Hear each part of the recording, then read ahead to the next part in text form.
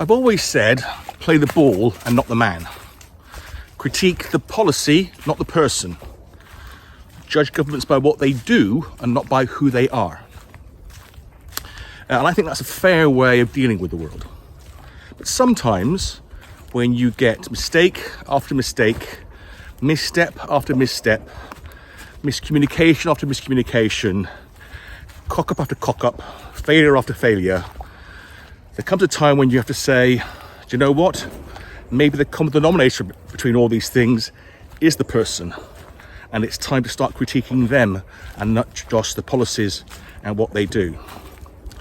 And this week, with the briefing by number 10 against West Streeting, the Health Secretary, I think that moment has come to admit what many people probably already know, and that is that Keir Starmer, the man, is not up to the job and needs to go. Now, if we look not too hard, the evidence was there even before the election. The manifesto that Labour produced was very thin on detail, big on slogans, but very limited on plans.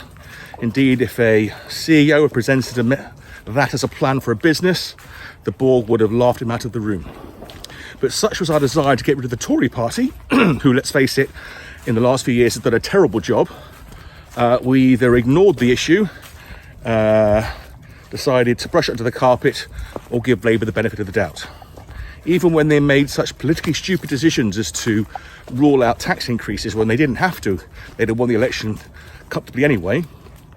No one was saying, is this right? Is this good political judgment? So they win a landslide in July 24, and pretty soon they find themselves in troubled water. The fiasco, which was winter fuel payments, which had been rejected by multiple Tory chancellors as not being worth the benefit you get in terms of political pain, was taken gleefully by Rachel Reeves and the Prime Minister as evidence that they were hard fiscally and could be trusted. And all it did was indicate that they were miserly and out of touch. They then had to do a humiliating climb down, a U-turn, which made them look weak without undoing any of the damage they'd already done. And then we see this repeated time and time again. The welfare cuts they did, again, were seen as miserly and out of touch. And then when the backbenchers threatened to rebel such that they would lose a vote, and given the size of the majority, that's a hell of a rebellion, Starmer looked weak. Reports came out that he doesn't know the names of his backbenchers and makes no effort to communicate with them, get to know them, win them on side. And then we get the reports of the ethical considerations, ethical worries about taking gifts, glasses, whatever, clothing, free tickets to football, the hirings he makes and then losing of people because of his judgment they were the right person for the job. When we had Peter Mandelson, when it became clear that his position was untenable, Starmer was still saying he was the right man for the job, who supported him, rather than being decisive and getting rid of him. And this goes on and on and on.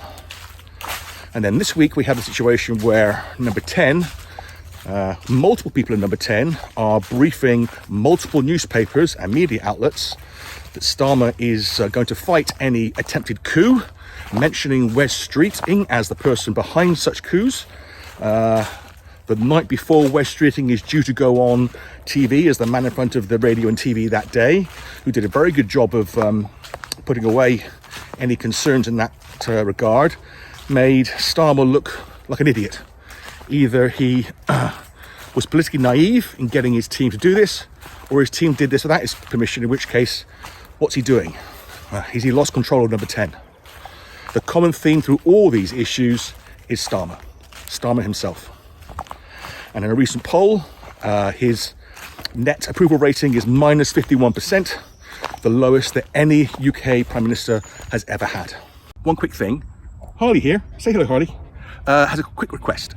Would you mind hitting the like button and maybe subscribing? Most people who watch these videos don't, and it really, really helps. Okay, that's it, back to the video. The public have clearly lost faith in his ability, they've lost trust in him, and they want him to go. Now, you don't have to be popular to get things done. If you look back at our relatively recent history, Then two of our most successful prime ministers from both sides of the political aisle, Margaret Thatcher and Tony Blair, were loathed by many people in the country, but at the same time, they received grudging respect because they did what they said they do. They were seen to have integrity, at least until the Iraq War for Tony Blair, and they got shit done. Indeed, in a recent interview, Ben Elton, that famous lefty and successful comedian and writer, said that he missed Margaret Thatcher, not because of the material she gave him for his jokes, but because he recognised that she had integrity. She meant what she said what she meant, and she largely managed to deliver the things she said she was going to. And we don't have that in politics right now. And one of the reasons we don't have that is because of the leadership. Now, if this was a Tory party in government, then Starmer would already be gone, because the Tories are famous for their regicides and their willingness to dump a leader that's simply not working for them or the government or the country.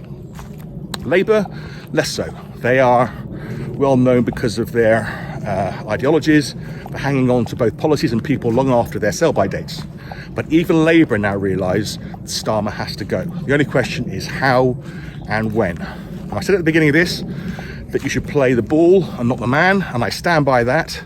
But it's time to realise that in this instance, Starmer has become the ball, and it's time for him to go. Ta-da.